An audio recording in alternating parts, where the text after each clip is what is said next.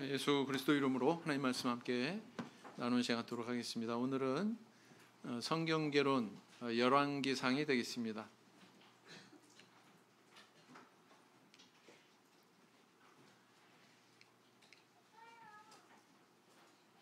열왕기상의 제목은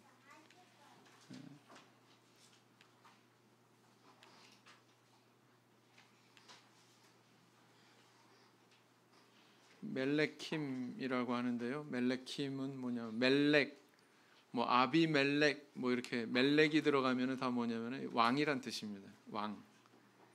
멜렉이 왕이거든요. 근데 이제 그 복수형 왕들이라고 하는 뜻의 멜레킴이 바로 열왕기상의 제목이고요. 그래서 이제 원래는 히브리 원전에는 한 권이에요. 상하 이렇게 나누어져 있지 않고 한 권의 책인데 70인 역본에서 상하 두 권으로 나뉘어지게 되고 거기에 연유해서 우리 한글 성경도 역시 열왕기 상하 이렇게 나누어지게 됐습니다. 그래서 이제 여러 왕들의 첫 번째 기록 이런 뜻이죠. 여러 왕들에 대한 기록인데 상 이게 붙어가지고 첫 번째 기록이다 이런 뜻입니다. 저자는 유대 전승에 의하면은 예레미야다 이렇게 전해지지만 모세오경도 마찬가지고 사무엘 상하도 마찬가지인 것처럼 예레미야가 다 전적으로 기록한 것이 아니고 익명의 한 저자가 있다라는 것을 추정할 수가 있습니다. 그래서 아마 한 BC 537년 그러면 이미 멸망한 거죠. 남유다까지 멸망한 그런 상황에서 기록이 됐다 이렇게 추정이 되고요. 이렇게 북이스라엘, 남유다 두 왕국이 멸망한 후에 과거를 회상하면서 과거에 대한 그런 기록을 남기고 있다 이렇게 볼 수가 있습니다. 항상 구약 성경에 보면 한 세대 뒤에 기록이 된다고 그랬죠. 네, 그래서 이것도 역시 마찬가지다. 분열 왕국 시대 다음 세대가 뭐예요? 다음 시대는 바로 포로기죠. 네, 그렇습니다. 자, 그래서 이 열왕기상의 배경을 보면은요, 이 사울로 이제 왕정 시대가 시작이 됐잖아요. 그런데 사울 다음에 누구예요? 다윗. 그 다음에 다윗 다음에 누굽니까? 솔로몬. 그 다음에 솔로몬 다음이 누굴까요? 네. 통일 왕조의 대는 솔로몬으로 끝나고 그 아들에 대해서 이제 분열이 되죠. 네. 그래서 그렇게 분열된 또 두 왕국이 비틀비틀거리면서 역사를 이어가다가 결국은 나중에 이제 멸망하게 되죠. 북이스라엘은 10지파, 남유다는 2개의 지파로 이렇게 구성이 되어 있는데 하나같이 이렇게 우상 숭배에 빠져서 선민다운 모습을 이렇게 상실한 가운데 나중에 결국 멸망하게 된다. 그래서 사무엘 선지자로부터 그 시작이 되었던 사무엘 선지자가 어떤 역할을 했다고 그랬어요? 사사 시대를 마감하고 왕정 시대를 여는 그런 산파 역할을 한 인물이 바로 사무엘이다 이렇게 말씀드렸잖아요. 그러나 사무엘도 기뻐하지 않았고 하나님도 역시 그 왕의 제도를 기뻐하지 않았습니다. 그럼에도 불구하고 백성들은 그 왕의 제도를 하나님께 요구했고 하나님께서 기뻐하시지 않는 그 소원을 들어준 결과는 어떻게 됐느냐? 나중에 가서 두 왕국이 분열하고 분열할 뿐만 아니라 멸망하는 것으로 그 해답이 주어진 거예요. 사실은 하나님이 우려하시던 상황이 벌어진 거예요? 안 벌어진 거예요? 벌어진 거예요 결국. 그래서 이렇게 우리 완전하신 하나님의 말씀을 잘 순종하는 게 참 중요하구나. 이거 하나만 봐도 이런 것들을 우리가 깨달을 수가 있죠. 그러나 이제 하나님께서는 가만히 손 놓고 계신 게 아니라 이렇게 선지자들을 부지런히 보내셔서 종교 지도자들 뿐만 아니라 임금 또 백성들에게 이렇게 경고의 말씀을 계속 전달하셨죠. 선지자들이 가장 많이 배출되고 가장 많이 활동했던 시기가 언제인 줄 아세요? 분열왕국 시대. 다시 말하면 하나님께서 가장 왕성하게 당신의 선민을 향해서 메시지를 보내셨던 시대가 바로 분열왕국 시대다라는 겁니다. 그럼에도 불구하고 안 들었다는 거죠. 선민들이 그 음성을 듣지 않았다는 것이죠. 그래서 오히려 하나님의 말씀을 전달하러 간 선지자들을 핍박하기도 하고 심지어는 죽이기까지 하고, 그죠? 그랬다는 것입니다. 그래서 하나님은 그 선민에 대해서 어떻게 징계하십니까? 우리 하나님은 공평하시다고 그랬어요. 이방 민족이 우상 숭배에 극에 달할 때 이스라엘 백성들을 통해서 그들을 심판하셨습니다. 그 사건이 가나안 땅을 정복한 사건이에요. 그래서 우상 숭배하던 그 땅을 하나님이 이스라엘 백성들을 통해서 정화시키고 있는 겁니다. 그런데 거꾸로 이번에 선민이 타락해가지고 우상 숭배에 빠져서 그런 길을 가게 되면 예외가 있을까요? 예외가 없어요. 역시 그 선민이라 할지라도 그런 잘못된 길을 갈 때 하나님께서는 회초리를 대셨다, 결국 심판하셨다라는 것을 알 수가 있죠. 이런 면에서 우리 하나님은 공평한 분이에요. 또 한 가지 깨달을 수 있는 것은 뭐냐면은 하나님만 섬기는 그 신앙에 대해서 이렇게 중요하게 여기는구나, 성경에서. 네. 그래서요, 북이스라엘 왕국은 BC 722년 또는 721년, 어떤 책에는 722년이라고 기록하고 있고 다른 책에는 721년이라고 이렇게 기록하기도 합니다. 아수르에 멸망하지 않습니까? 그 다음 남유다 역시 BC 586년 또는 587년이라고 또 책에 기록하기도 합니다. 두 가지로 이렇게 기록이 돼 있어요. 뭐 1년 정도의 그런 오차는 우리가 좀 애누리 있게 받아들일 수 있겠죠. 아무튼 전부 다 두 왕국이 이방 나라에 의해서 이렇게 멸망하게 된다라는 것입니다. 만약에 이렇게 통일 왕조가 이어졌다면 쉽게 멸망했을까요? 쉽게 멸망하지 않았겠죠.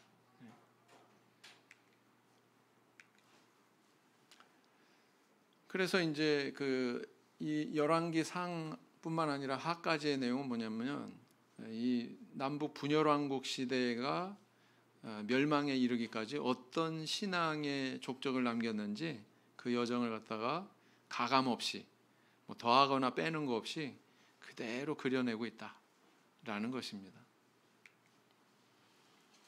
그러나 우리 하나님께서는 이렇게 뭐 엘리야 선지자, 엘리사 선지자, 뭐 이런 그 선지자들을 통해서 경고하기도 하시고 때로는 또 위로하기도 하시고 이런 내용을 또 기록을 하고 있습니다. 뿐만 아니죠. 왕들은 이렇게 부끄러운 신앙의 길을 가고 대부분의 백성들은 이렇게 하나님으로부터 멀어지는 우상 숭배의 길에 탐닉했지만 또 여호와 신앙을 굳건히 지켜서 그 시대에 하나님 앞에 그런 순수한 신앙을 통해 복을 받았던 그런 평범한 인물들에 대한 이야기도 그려내고 있습니다. 오늘날로 얘기하자면 아무리 경제가 어렵고 뭐 IMF보다도 더 어려운 그런 어려움이 오더라도 하나님께서는 이렇게 하나님 의지하는 이런 백성에게 보호와 인도의 조치를 해주신다, 안 해주신다? 해주신다. 이렇게 볼 수 있단 말이죠.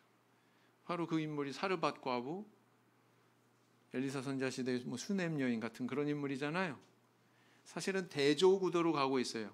하나님을 믿는 신앙을 떠나간 이런 타락한 왕들, 정교 지도자들, 막 이런 그 적나라한 모습을 보이면서 거기에 별처럼 반짝반짝 빛나는 평범한 사람들의 이런 신앙을 조명하고 있는 겁니다. 그러면서 이제 메시지를 주고 있는 거예요. 그래서 이걸 맥락, 전체적인 맥락 안에서 보면 그런 대조 구도가 발견이 됩니다. 부분적으로 똑 따서 보면 그런 맥락적인 대조 구도가 보이지 않습니다. 그래서 전체적으로 보는 게 좋죠. 생선도요, 대만 가면 통으로 해주거든요.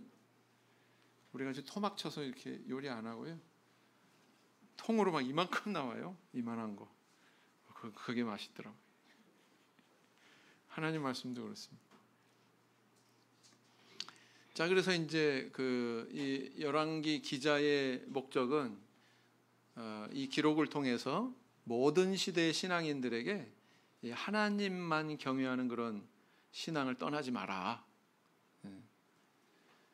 그것을 떠나면 결국 멸망에 처하게 된다. 이걸 경고하고 있고요. 또 이렇게 여호와만 섬기는 그런 신앙을 지키는 자에게 우리 하나님께서는 그 시대의 어떤 암울한 상황과는 무관하게 예외적인 복을 또 내려주신다. 그러니까 이렇게 하나님 의지해야 된다. 이것을 우리에게 교훈하고 있다라는 것입니다. 그래서 열왕기상의 내용을 보면 커다랗게 나눠서 두 부분으로 나눌 수 있는데 1장부터 11장까지 내용이고요. 그 다음에 12장부터 22장까지 내용입니다. 앞부분은 어떤 내용이냐? 솔로몬 왕의 번영기, 그리고 그가 어떻게 타락해 갔는지에 대한 내용을 기록하고 있고요. 후반부에는 왕국이 분열해서 어떤 그런 길을 갔는지, 두 왕국이 어떤 타락의 길을 갔는지에 대해서 조명을 하고 있습니다. 그래서 이렇게 크게 두 부분으로 나눌 수 있는데, 먼저 이제 솔로몬에 대한 이야기를 하고 있죠. 솔로몬이 이제 왕으로 등극하는 그런 내용이 1장에 있고요. 그의 정적이 있었어요, 없었어요? 아도니아라고 하는 인물이 나오죠. 그가 자기가 왕이 되고자 하는 그런 야심을 드러내고, 그런 가운데서 솔로몬이 어머니 밧세바를 통해서 다윗 왕에게 호소하고, 그래서 왕으로 이제 등극하는 그런 내용을 기록하고 있습니다. 그래서 왕이 된 그 솔로몬에게 다윗이 마지막으로 이렇게 권면하는, 하나님 믿는 신앙 절대로 떠나면 안 된다. 그리고 모세오경에 기록된 대로 그 말씀을 준행하고 지켜라, 이렇게 당부하고 떠나가지요, 저 세상으로. 그래서 이제 솔로몬이 젊었을 때는 참 아버지의 그런 유언을 받들어서 바람직한 신앙의 길을 간 모습을 조명하고 있습니다. 그래서 대표적인 게 이제 처음으로 첫 발을 어떻게 디뎌요? 일천번제. 이거 도대체 일천번제 어떻게 이런 생각을 할 수 있었을까? 1000번의 번제를 드리려면은 하루에 한 번씩 드린다 그러면 몇 년이 소요될까요?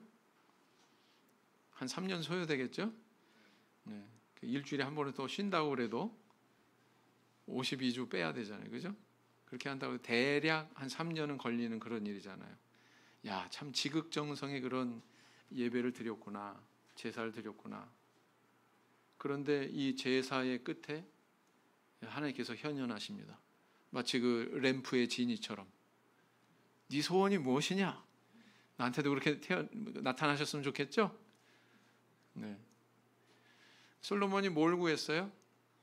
지혜를 구합니다. 네. 여기에 참 솔로몬의 바람직한 그런 모습이 있죠. 그 다음에 이제 4장에 가서는 솔로몬의 이제 행정 정비, 그 다음 그가 누렸던 부귀영화에 대해서 기록하고 있고요. 그 다음 5장에 가서는 성전 건축의 준비 내용을 기록을 하고 있습니다. 사실 솔로몬 성전 그러지만 이 준비는 누구부터 했습니까? 다윗 때부터 했습니다. 다윗이 성전을 건축하고자 하는 그런 소망을 가지고 있었고, 다윗이 또 그 일을 위해서 많은 재물을 준비했다고 이렇게 기록하고 있고, 뿐만 아니라 또 다윗이 하나님으로부터 그 성전의 식양을 받았다 그랬습니다. 하나님의 손이 나타나는 경우가 성경에 지극히 제한되어 있거든요. 뭐 십계명 기록하실 때, 그죠? 다니엘서에서 뭐 메네메네 데겔 우바르심 그런 경우, 그 다음 이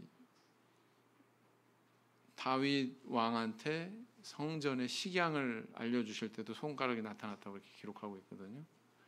그래서 사실은 이 솔로몬 성전이라고 그렇게 표현이 되지만 그 이전부터 준비가 되었다라는 것을 알 수가 있죠.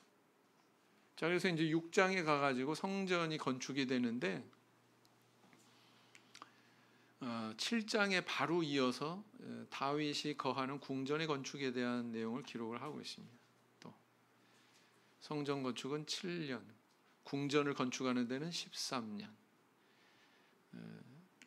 그런 사실을 우리는 주목해 볼 필요가 있고요. 성경이 왜 이 연수를 이렇게 기록을 하고 있을까? 한번 좀 생각해 볼 필요가 있죠. 성전을 짓는데 7년 동안 지었다고 그랬고요. 바로 뒤이어서 궁전을 짓는데 13년 지었다 이렇게 기록하고 있습니다. 이걸 맥락을 통해서 왜 이걸 이렇게 연수를 밝히고 있을까? 한번 생각해 볼 필요가 있다는 거죠. 자, 그래서 이제 또 그 완성된 성전의 법궤 안치하고 그 솔로몬이 이제 연설하는 내용, 그리고 하나님 앞에 기도하는 내용, 그 기도하는 내용이 굉장히 장황해요. 그래서 가정을 합니다. 만약에 뭐 당신의 백성이 뭐 이 성전에 와가지고 이렇게 간구를 한다면, 만약 뭐 적이 쳐들어왔을 때 우리 백성들이 이 성전을 향해서 저 간구를 한다면 막 여러 가지 케이스별로 많이 이야기하죠. 그죠? 그리고 또 우리가 뭐 적국의 포로로 잡혀가서 뭐 이렇게 고통하고 있는 가운데 호소를 하면 뭐 이런 그 여러 가지 경우를 맞이했을 때에 이렇게 기도하면 하나님께서 이렇게 들어주셔라. 그러고서 이제 솔로몬 왕이 기도를 하거든요. 우리는 그 모습을 통해서 뭘 생각해 볼 수가 있냐면, 내 집은 만민이 기도하는 집이다 이렇게 예수님께서 표현하셨잖아요. 그죠? 성전의 본질이 뭐예요? 하나님과 교제하는 곳이에요. 교제하는 곳. 교제하는 곳. 그래서 이렇게 기도가 강조되고 있다라는 걸 알 수가 있고요. 그리고 이제 성전 낙성식을 하고, 말하자면 준공식이죠. 준공식. 읽어보겠습니다. 자, 솔로몬 왕이 뭘 구했느냐? 다 같이 한 목소리 시작. 내가 내 말대로 하여 내게 지혜롭고 총명한 마음을 주노니 너의 전에도 너와 같은 자가 없었거니와 너의 후에도 너와 같은 자가 일어남이 없으리라. 내가 또 너의 구하지 아니한 부와 영광도 내게 주노니 내 평생의 열왕 중에 너와 같은 자가 없을 것이라. 하나님은 어떤 분이라는 걸 알 수 있습니까? 구하지 않은 것도 주시는 분이구나. 그분의 마음에 합당한 것을 구할 경우에, 이타적인 것을 구할 경우에 우리 하나님께서는 내가 구하지 않은 것까지도 은혜로 주시는 분이라는 것을 우리에게 보여주고 있습니다. 그래서 우리 성도님들 맨날 나, 우리 가정, 내 자식, 내 부모에 대해서만 기도하지 마시고 다른 사람을 겨냥한 이타적인 간구, 하나님 나라를 위한 그런 간구를 앞세우면 저는 더 큰 거 주실 거라고 믿습니다.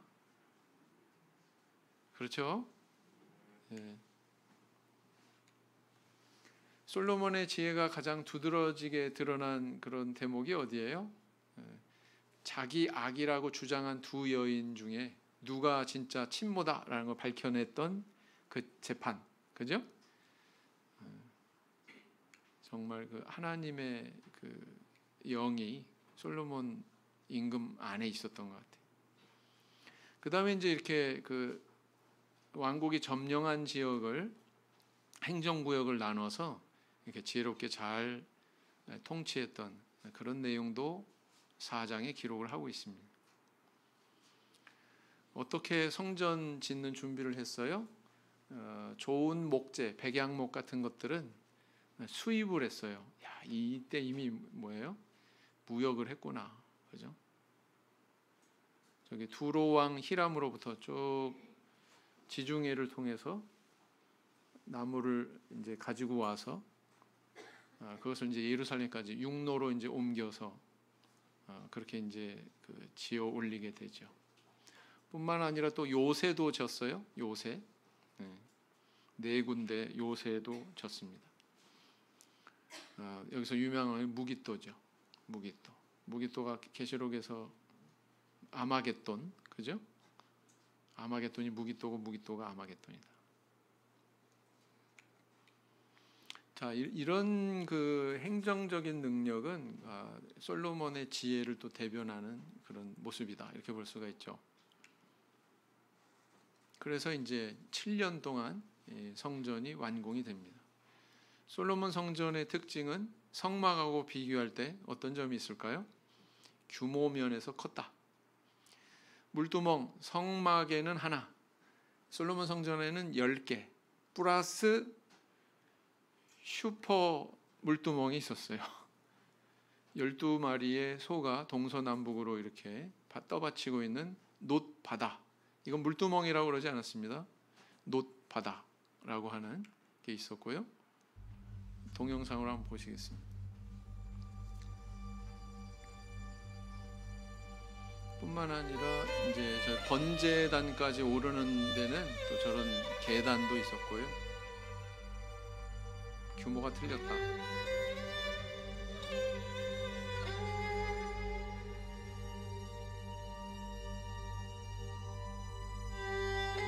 첫 번째 방 이름이 뭐예요? 성소.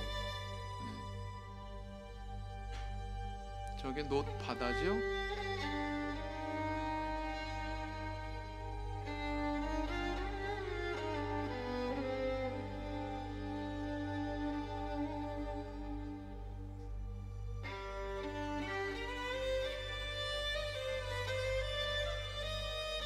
물두멍이죠.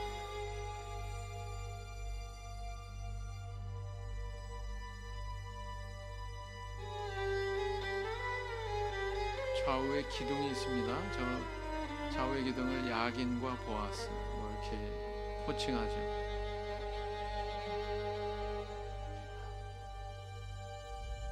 성소 안의 기물도 자 금등대가 10개,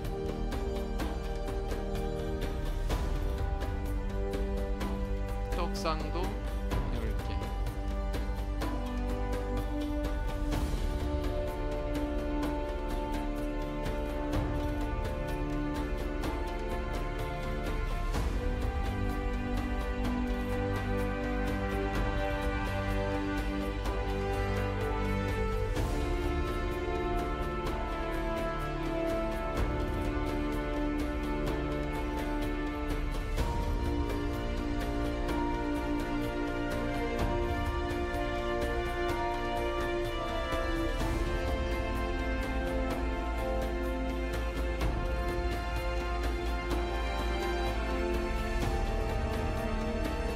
향단이 있고요. 두 번째 방 이름은 지성소죠. 지성소 안에 있는 것은 언약궤죠.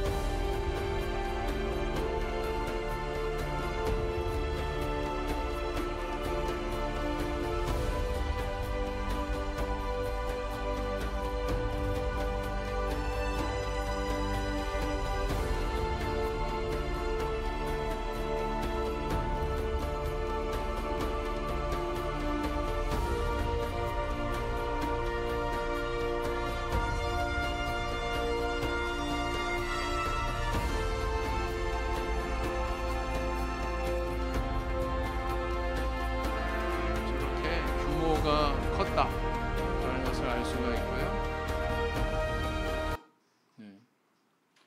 이 솔로몬 성전의 특징은 뭐냐면 다른 시대의 성전하고 달리 야긴과 보아스라고 하는 두 개의 기둥이 있고요. 또 언급하기를 좌우에 3층으로 된 그런 방이 있죠. 저기 조그만 창문이 보이세요? 까만색으로 돼 있는 저런 구조다라는 걸 알 수가 있습니다. 자, 한번 읽어보겠습니다. 위에 형제반, 밑에 자매반. 시작. 제4년 15월에 여호와의 전 기초를 쌓았고 제11년 불월 곧 8월에 그 설계와 식양대로 전이 다 피력되었으니 솔로몬이 전을 건축한 동안이 7년이었더라. 이렇게 연수를 얘기하고 또 7장 1절에서 바로 이어지거든요. 38절에서 끝난 다음에 7장 1절로 바로 이어지는 겁니다. 자매반 시작. 솔로몬이 자기의 공을 13년 동안 건축하여 그 전부를 준공하니라 그랬어요. 성전은 7년 동안이고 자기의 공은 몇 년이에요? 13년 동안. 전체적으로 막 이렇게 건축하는 기간이 두 개 다 합해서 굉장히 길었다 이런 의미도 있을 수 있다고 보고 또 하나님의 전에 이렇게 먼저 공을 들여서 짓고 났더니 하나님께서는 또 부요함을 허락하셔서 자기의 궁을 얼마나 화려했겠습니까? 13년 동안 건축했으니. 그죠? 거의 2배의 시간이죠? 네. 그렇다. 그래서 하나님의 것을 먼저 높이는 것이 좋다. 그것이 중요하다라는 것을 우리에게 교훈하고 있는 것 같습니다. 자, 9장에 가서 또 그런 솔로몬에게 하나님이 또 언약을 주시고 또 솔로몬이 했던 업적에 대해서 기록하고 있고요. 심지어는 이방에서 스바 여왕, 여기가 어딜까요? 에티오피아, 그죠? 그 다음에 그 솔로몬의 재산, 솔로몬의 지혜에 대해서 또 여러 가지 내용을 서술을 하고 있습니다. 자, 여기까지는 좋은 내용. 그런데 11장에 가서는 솔로몬의 축첩과 축첩이 뭐예요? 첩을 많이 두는 거죠. 그 다음에 우상 숭배에 빠진 것에 대해서, 그에 대한 하나님의 징벌에 대해서, 또 그의 죽음까지 이렇게 11장에 기록을 하고 있습니다. 여기서 뭘 발견하셔요? 솔로몬 왕이 축첩했다. 왜 축첩했을까요? 뭐가 아쉽다고? 왜 결혼을 했을까요? 많은 여인들을 아내로 맞아들였을까요? 지금도 이스라엘에 가면 그 예루살렘에 멸망산이라고 있어요. 멸망산이라고 일컫는 지명이 있어요. 거기는 지금은 다른 건 없고 나무만 빼곡하게 이렇게 있는데 사람들이 거기를 일컬어서 멸망산 이렇게 얘기합니다. 왜 그러냐? 이유를 설명하는데 솔로몬의 후궁들의 거처가 있던 곳이래요. 그래서 바로 저것 때문에 우리나라가 과거에 멸망했다. 열왕 시대에 멸망했다. 그러니까 백성들이 아는 거죠. 원인에 대해서 알고 있는 거죠. 그죠? 그래서 거기를 멸망산이라고 그러는데요. 그 지명이 아직도 있습니다. 아마도 솔로몬은 지혜를 발휘했던 것 같아요. 자기가 가지고 있는 지혜를. 보통 이제 어떤 나라의 임금이 고대 시대 때에는 자기 나라의 안녕을 위해서 외적의 침입을 막기 위해서 이웃 나라와 이렇게 혼인 관계를 맺는 경우가 많았습니다. 그래서 바벨론 왕 느부갓네살 왕도 메대의 그 공주랑 결혼을 하거든요. 그런 사례가 많았어요. 그러니까 아마도 솔로몬은 인간적인 지혜를 발휘해서 그런 정략 결혼을 통해서 나라의 안녕과 평안을 꾀했던 것 같아요. 그런데 그 지혜를 발휘한 일이 신앙적으로 보면은 우매한 것이었다라는 것을 나중에 알게 되는데, 그로 인해서 솔로몬이 우상 숭배에 빠졌기 때문에, 그 빌미가 됐기 때문에, 그 지혜를 안 썼으면 그런 일도 없었을 텐데 그 지혜를 써서 그런 불행한 상황에 빠졌구나. 그죠? 참 허망하지 않습니까? 지혜왕 솔로몬이 전도서 지은 게 참 잘 어울린다 저는 생각합니다. 그래서 이제 이 솔로몬이 이런 우상 숭배에 빠지게 된 거고요. 그로 인해서 이제 그는 왕국을 가장 번영시킨 왕, 가장 번영의 시대를 구가하게 했던 왕, 그런데요, 왕국을 분열시키는 빌미를 제공한 왕, 이것도 솔로몬입니다. 맞죠? 만약에 솔로몬이 이런 그 우상 숭배에 빠지지 않았다면 왕국이 분열했을까요? 왕국이 분열한 원인은 뭡니까? 표면적으로 보면 솔로몬의 아들 르호보암이 잘못 정치해서, 그거는 표면적으로 드러난 거예요. 이미 그 이전에 하나님이 솔로몬을 향해서 선언하십니다. 내가 네 나라를 찢어가지고 다른 사람한테 줄 거다. 맞죠? 그래서 사실은 누구 때문에 멸망한 거예요? 누구 때문에 분열한 거예요? 분열 안 했으면 멸망 안 했어요. 분열했으니까 또 멸망했지. 책임을 묻는다면, 보다 더 근본적인 책임을 묻는다면 두 왕국이 멸망한 이유는 사실은 솔로몬 왕 때문이다라고 엄격하게 또 바라볼 수도 있거든요. 이해가 되시죠? 그러면 왕국이 잠시 짧은 기간 번영의 기간을 누리게 한 게 더 큰 일이에요? 중대한 사안이에요? 아니면 왕국이 분열해서 멸망에 이르는 게 더 중대한 사안이에요? 분열한 게 더 중대한 사안이죠? 그러니까 솔로몬의 과거의 업적이 자기가 잘못 발휘한 지혜로 왕국이 멸망하는 빌미를 제공해 버렸으니 그 아무리 공적이 많은들 다 덮어버린 거죠. 산이 높으면 뭐가 깊다? 골이 깊다. 참 이게 허망한 거예요, 진짜. 신앙에도 이런 면이 있어요. 그래서 우리 조심해야 됩니다. 그래서 조심해야 돼요. 겸비해야 되고요. 자, 읽어보겠습니다. 시작.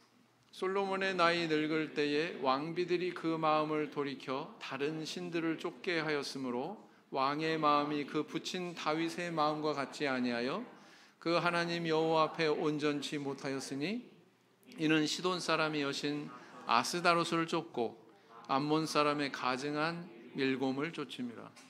그 밀곰은 인신제사를 하는 아주 무시무시한 풍습을 갖고 있는 종교인데 그런데 탐닉했다는 거예요. 솔로몬이. 이 얼마나 무지몽매한 처사입니까? 그죠? 이럴 수 있다. 그래서요, 저는 그렇게 비교를 많이 해봐요. 또 다윗이 머리가 좋을까요? 솔로몬이 머리가 좋을까요? 당연히 솔로몬이 머리가 좋죠. 믿음은 누가 좋을까요? 다윗이 좋을까요? 솔로몬이 좋을까요? 다윗이 좋죠? 네. 그래서 다윗은 이렇게 후대에까지도 이제 좋은 신앙인으로 칭찬받고 이렇게 하나님 나라에서 높임 받는 거 보면 참 머리 좋은 것보다는 믿음이 먼저다. 네? 자녀들 머리 좋은 사람으로 키우는 것보다 뭐가 먼저다? 믿음 좋은 사람으로 키우는 게 먼저다. 여기 학생반, 아동반 부모님이 만약에 토요일 날 학원 가라 그러면은요 거절하세요. 알았죠? 그런 가정 하나도 없겠지만 나는 솔로몬이 아니라 다윗 같은 인물이 될래요. 이렇게 얘기하면서 거절하면은 백발백중입니다. 네, 그렇게 하시면 됩니다. 자, 이제 후반부는 이제 분열 왕국 시대의 여러 가지 왕들의 그런 기사에 대해서 기록을 하고 있습니다. 먼저 이스라엘이 이제 떨어져 나가죠. 10지파가 떨어져 나가서 이제 여로보암이라고 하는 인물에 의해서 북이스라엘을 세우게 되죠. 근데 여로보암 북이스라엘 10지파라고 그랬어요. 10지파니까 여로에서 리을 받침을 여 밑으로 딱 보내면 뭐예요? 그죠? 그래서 10지파를 다스리던 북이스라엘의 왕 이름 뭐다? 여로보암. 맨날 그 여로보암하고 르호보암하고 이렇게 헷갈리거든요. 그렇게 외우시면 쉽다. 네. 개론은 뭐냐? 개론은 대략 그래도 사람 이름은 외우고 흐름이 어떻게 간다. 뭐 이런 걸 익히셔야 돼요. 그래야 성경이 들어오겠죠. 네. 그래서 그 정도는 기억을 하셔야 된다. 여로보암의 치적이 뭐냐? 돌이킬 수 없는 치적. 금송아지 우상을 둘을 만들어서 두 군데에 놔둡니다. 하나는 단. 제가 전에 영상으로도 좀 보여주고 그랬는지 모르겠습니다. 기억나시나요? 단. 그 단에다가 하나 놔두고요. 베델이라고 하는 곳에 하나 놔두고요. 왜 그랬을까요? 이스라엘 백성들이 이제 왕국이 분열됐어. 남유다는 예루살렘을 차지하고 있어. 근데 북이스라엘을 다스리려고 하니까 사실 하나님께서는 이제 그 이스라엘 백성들 전체에게 명령하신 게 있거든요. 어떤 명령이냐면은 1년에 3차례 나한테 얼굴을 보여라. 그 의미는 뭐예요? 1년에 3차례는 예루살렘에 있는 성전에 가서 하나님 앞에 경배해야 됩니다. 제사를 드려야 되는데 그러면은 북이스라엘 나라를 이렇게 이루고 있는데 거기에 소속한 백성들이 자꾸 예루살렘에 가면은 마음이 어디로 쏠리겠습니까? 남유다로 쏠릴 것 같은 불안감이 있는 거죠. 그럼 자기 권력을 잃게 되고, 그걸 미리 손쓴 거예요. 그래서 금송아지, 저 출애굽기에 등장하는 그 금송아지를 저렇게 만들어 가지고 백성들을 우상 숭배하게 만들거든요. 자, 연두색 북이스라엘의 영토, 보라색 남유다의 영토, 이렇습니다. 그래서 이 여로보암은 그 잘못된 신앙의 길을 간 대명사로 계속 남습니다. 성경 안에서. 읽어보겠습니다. 시작. 이에 계획하고 그 금송아지를 만들고 무리에게 말하기를 너희가 다시는 예루살렘에 올라갈 것이 없도다.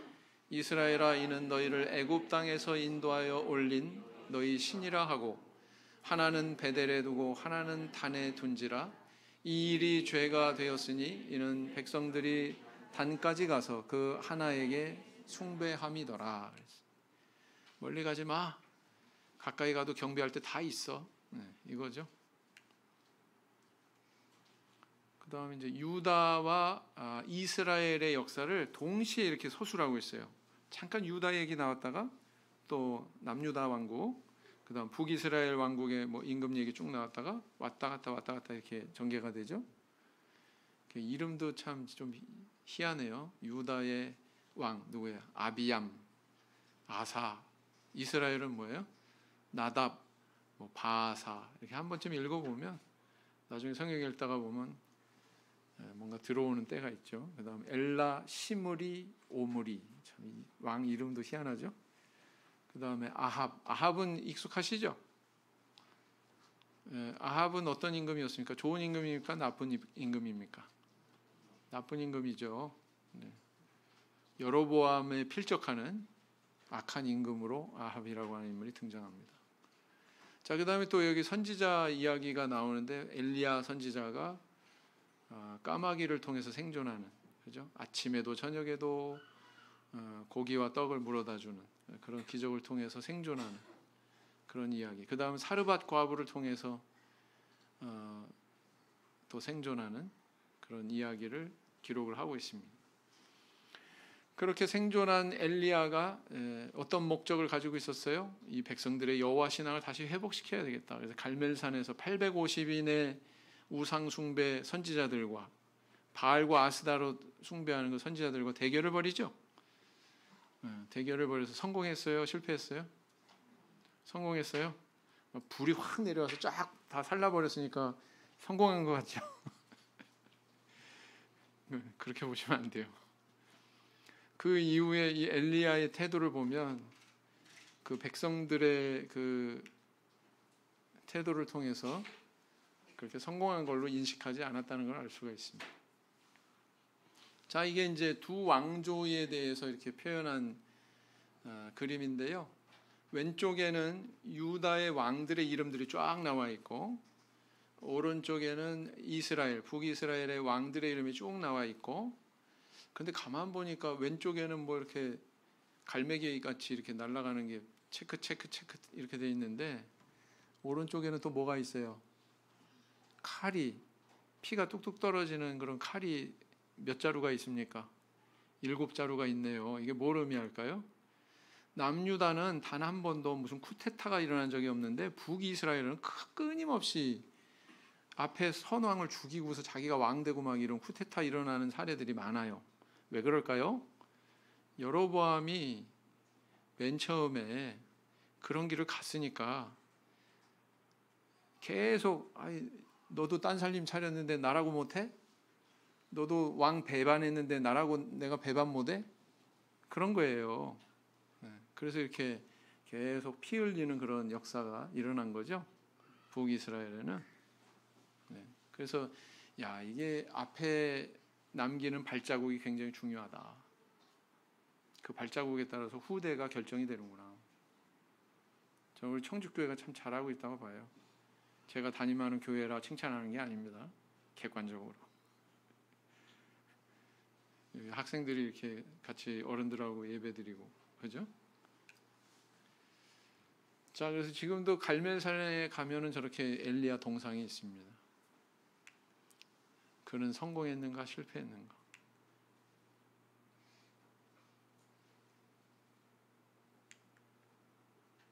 뭐 통에 가루로 뭐 기름에 이렇게 둘러가지고 이렇게 떡 좀 구워 오세요 할 수도 있겠죠. 근데 이 여인이 처한 환경은 넉넉한 환경이 아니었습니다. 아주 절박한 환경이었죠. 마지막 남은 가루, 마지막 남은 기름. 근데 그걸 붙여가지고 나한테 가져와라. 엘리야 선지자가 이걸 요구한 거죠. 읽어보겠습니다. 시작. 이스라엘 하나님 여호와의 말씀이 나 여호와가 비를 지면에 내리는 날까지 그 통의 가루는 다하지 아니하고 그 병의 기름은 없어지지 아니하리라 하셨느니라.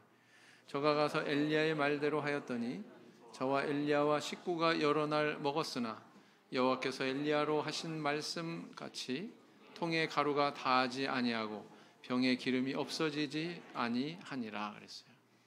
가뭄이 들어서 이렇게 어려움을 당하는 모든 사람들이 다 고통당했을 거 아니에요. 그런 시대에 하나님을 믿고 의지하는 이 여인에게 이 은혜를 줬다는 거예요. 그죠? 이런 은혜가 우리 성도님들에게 있길 원합니다. 앞으로 경제 더 어려워집니다. 그래도 하나님께서 지켜주실 것을 믿습니다. 왕상 17장 22절 시작. 여호와께서 엘리야의 소리를 들으심으로 그 아이의 혼이 몸으로 돌아오고 살아난지라. 엘리야가 그 아이를 안고 다락에서 방으로 내려가서 그 어미에게 주며 이르되 보라 내 아들이 살았느니라. 여인이 엘리야에게 이르되 내가 이제야 당신은 하나님의 사람이시요 당신의 입에 있는 여호와의 말씀이 진실한 줄 아노라 하니라. 이 여인이 하나님에 대한 고백이 나온 것은 통에 가루가 다하지 않고 병에 기름이 다하지 않는 기적을 체험한 다음에 하나님에 대해서 신앙 고백 나온 게 아니고 죽은 아들을 다시 살려주는 그 체험을 한 다음에 이 고백이 나온 거예요. 그래서 이 기적이 일어난 게 중요한 게 아니라 중요한 포인트는 뭐냐면 성경에서 강조하고 싶은 밑줄 긋고 볼드체로 표시하고 싶은 게 뭐냐면은 바로 이 고백이라고요. 그러면서 이스라엘 백성들한테 지금 말씀하시는 거예요. 야, 이런 여인이 나를 의지하는 그 신앙을 붙들 때 이런 은혜도 받아.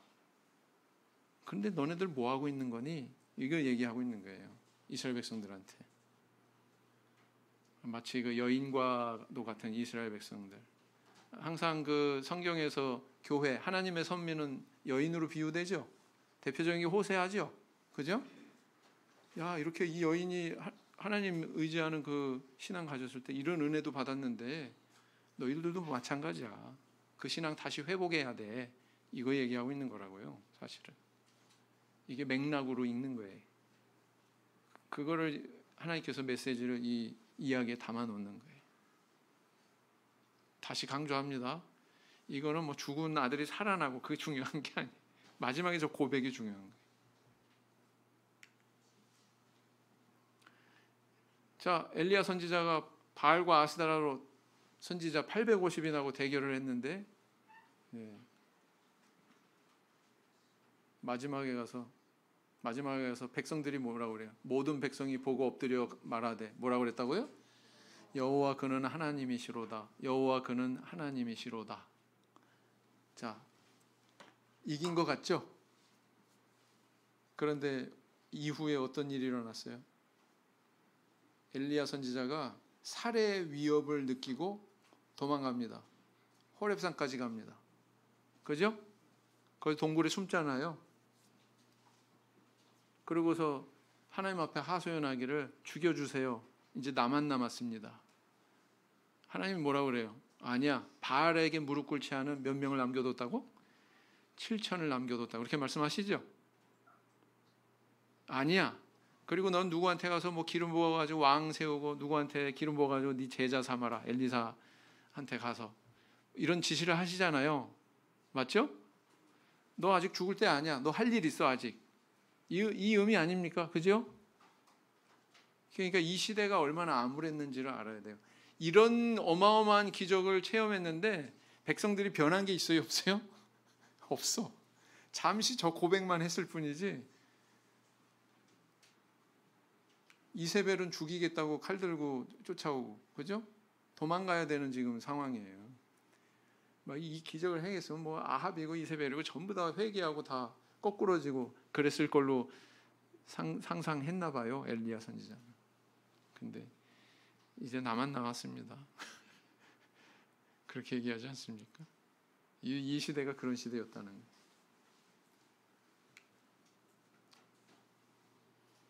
마지막 부분만 보시면 오직 나만 남았거늘 저희가 내 생명을 찾아 취하려 하나이다. 그러잖아요. 네.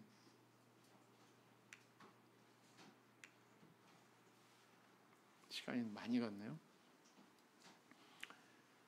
자, 그 다음에 아람과 이스라엘 전쟁의 내용 20장에 나오고요. 나봇의 포도원을 탈취한 아합 왕에 대한 기사가 21장에 나와 있습니다. 22장에서는 그런 범죄를 저지른 아합의 죽음과 여호사밧의 유다 통치에 대해서 기록을 하고 있죠. 참 왕이 이런 사람이 왕이 되면 그 시대가 얼마나 괴로웠겠습니까, 그죠? 자, 그런데 재밌는 게 기록이 돼 있어요. 한번 읽어보겠습니다. 시작. 아합이 이 모든 말씀을 들을 때 그 옷을 찢고 굵은 배로 몸을 동이고 금식하고 굵은 배로 누우며 행보도 천천히 앉으라. 여호와의 말씀이 디셉 사람 엘리야에게 임하여 가라사대 아합이 내 앞에서 겸비함을 내가 보느냐? 저가 내 앞에서 겸비함을 인하여 내가 재앙을 저의 시대에 내리지 아니하고 그 아들의 시대에야 그 집에 재앙을 내리리라 하셨더라. 그랬어요. 여러분들 이상하지 않아요? 아합 왕, 선한 왕, 악한 왕. 악한 왕. 그러니까 우리는 머릿속에서 그냥 일관되게 아합은 이렇게 해서 벌 받아야 돼. 근데 아합이 저런 태도를 보이니까 하나님께서 심판을 유예하셨어요. 놀랍지 않습니까? 저런 태도는 거칠애가 아니라 아합의 진심이었다 아니다? 하나님께서 이렇게 말씀하시는 거 보니까 그게 진심이죠? 뭘 할 수 있습니까? 야, 악인도 이렇게 회개하면 하나님께서 저렇게 심판을 유예시켜 주는구나 알 수 있어요, 없어요? 이게 이스라엘 백성들한테 보내는 메시지라고요. 야, 아합 왕 같은 악한 왕도 이렇게 회개하고 이런 태도를 보이면 이렇게 내가 은혜를 줘. 근데 너네들 지금 뭐 하고 있는 거니? 제발 회개 좀 해라. 이거 지금 메시지 보내는 거라고요. 그 시대의 이스라엘 백성들한테, 우상 숭배에 빠진 이스라엘 백성들한테. 이해가 되시죠? 네. 자, 그래서 열왕기상 전체의 맥락을 보면 믿음의 본보기, 불신앙의 본보기를 우리가 주목하게 됩니다. 뭐가 계속 흐르고 있느냐? 선한 길을 걷는 왕들에 대해서는 이런 표현이 반복적으로 등장하는데 다윗의 길로 행하여, 그죠? 악한 길을 걷는 왕은 어떻게 표현하고 있냐면 여로보암의 길로 행하여 이렇게 표현하고 있습니다. 계속돼요, 그게. 그래서 열왕기의 그 관심의 초점은 왕들이 뭐 성전 짓고 뭐 어떤 치적을 남기고 뭐 영토를 넓히고 뭘 발명을 하고 경제를 활성화시키고 이런 데 있는 게 아니라는 거예요. 어디에 관심의 초점이 있는 거예요? 다윗과 같은 올바른 신앙의 길을 걸어갔냐? 아니면 그렇지 않느냐? 여기에 관심의 초점이 있는 거예요. 성경의 관심의 초점이 철저히 거기 모아져 있는 거예요. 맞죠? 네, 오늘날 하나님이 우리를 보실 때 우리에 대한 관심의 초점도 거기에 있습니다. 네? 번영과 퇴락의 갈림길은 어떻게 결정되느냐? 말씀을 쫓느냐 쫓지 않느냐에서 결정된다. 그리고 또 한 가지는 현재 번영하더라도 그 말씀 쫓지 않으면은 솔로몬 왕 같이 쓰러지게 돼 있고, 현재 아무래도 하나님을 쫓으면 사르밧 과부처럼 유지되고 부활할 수 있다. 이거 보여주고 있는 거예요. 그렇죠? 신명기 한번 찾아보겠습니다. 신명기 17장을 보시면은요, 성경 한번 찾아볼게요. 신명기 17장 16절을 보시면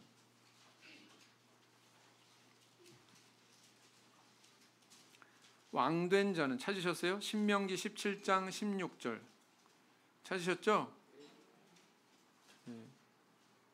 왕된 자는 말을 많이 두지 말 것이요 말을 많이 얻으려고 그 백성을 애굽으로 돌아가게 말 것이니. 왜? 애굽의 말이 굉장히 좋았대요. 제주도 뭐 말처럼 그때 시대 때 말 그러면은 애굽 이렇게. 이는 여호와께서 너에게 이르시기를 너희가 이후에는 그 길로 다시 돌아가지 말 것이라 하셨음이며. 17절 아내를 많이 두어서 그 마음이 미혹되게 말 것이며 은금을 자기를 위하여 많이 쌓지 말 것이니라. 그가 왕위에 오르거든 레위 사람 제사장 앞에 보관한 이 율법서를 등사하여 평생에 자기 옆에 두고 읽어서 그 하나님 여호와 경외하기를 배우며 이 율법의 모든 말과 이 규례를 지켜 행할 것이라. 16절에 뭐로 시작하고 있어요? 16절에 왕이 된 자는. 솔로몬 왕이 이 말을 기억하고 있었다면 그런 넘어짐이 있었을까요? 없었을까요? 아버지의 유지를 받들어서 야, 너 모세가 기록한 그 말씀에 있는 거 명심해라. 그 말만 명심했다면 그러지는 않았을 거 아니에요, 그죠? 그래서 나에게 어떤 부유함이 주어졌다고 그걸 막 흥청망청 다 나를 위해서 활용하는 것은 하나님께서 그렇게 권하시고 있는 사실이 아닙니다. 맞죠? 네. 그의 첫 번째 기도와 그의 이후의 삶의 태도가 괴리되어 있었어요. 맞죠? 네. 우리는 이런 오류의 길을 걷지 말아야 된다. 그래서 다윗의 행함같이 엄청 많이 나와요. 열왕기상 11장 6절에도 나오고 11장 38절에도 다윗의 행함같이. 자, 또 모두 자주 나오냐? 여로보암의 길로 행하며 계속 나와. 여로보암의 길로 행하며. 맞죠? 느밧의 아들 여로보암의 길로 행하며. 그래서 열왕기상의 교훈들 첫 번째, 이타적인 강구는 자기에게도 복으로 돌아온다. 두 번째, 하나님은 성전보다 크신 분이시다. 하늘의 하늘이라도 주를 용납지 못하겠거든 어떻게 제가 만든 이 성전이 하나님을 용납하겠습니까? 이게 솔로몬의 생각이고요, 스데반 집사의 생각이었습니다. 뭐 하나님이 화장실 가시나요? 하나님께서 저 식당 가가지고 식사하시나요? 다 성도들이 하지, 그죠? 누구를 위한 시설입니까? 하나님과 교제하기 위한, 우리를 위한 시설이잖아요, 그죠? 성전을 우상화하지 마라, 이런 뜻이에요. 잘되고 형통할 때 겸손해야 된다. 솔로몬 왕이 거울이 되죠. 모범된 믿음의 전통을 후세에 남겨야 한다. 아까 보신 바와 같이 북이스라엘은 계속 칼이 휘둘러지는 그런 역사를 남겼죠. 남유다는 그렇지 않았죠. 그다음 가장 큰 절망 속에도 희망은 감추어져 있다. 그러니까 함부로 절망하지 마라. 하나님은 악인의 회개에도 귀를 기울이신다. 아합 왕이 보여줬잖아요. 그다음 악인의 대명사가 아니라 의인의 대명사가 되는 인생을 살아라. 모집사, 야, 집사다우면 저 정도는 돼야 돼. 저분이 정말 집사야. 장로, 그러면 저 정도는 돼야 돼. 저분은 정말 장로님이야. 그런 말씀 듣는 경우 제가 많이 좀 몇 번 체험을 했거든요. 지방에 있는 모 교회에서. 그분은 지금 돌아가시고 안 계시지만 장로는 정말 그런 정도는 돼야지. 자, 좋은 의인의 대명사로서의 인생을 사시는 저와 성도님들 되기를 원합니다. 오늘 여기까지 살펴봤습니다. 찬송 약하고요. 바로 기도하도록 하겠습니다.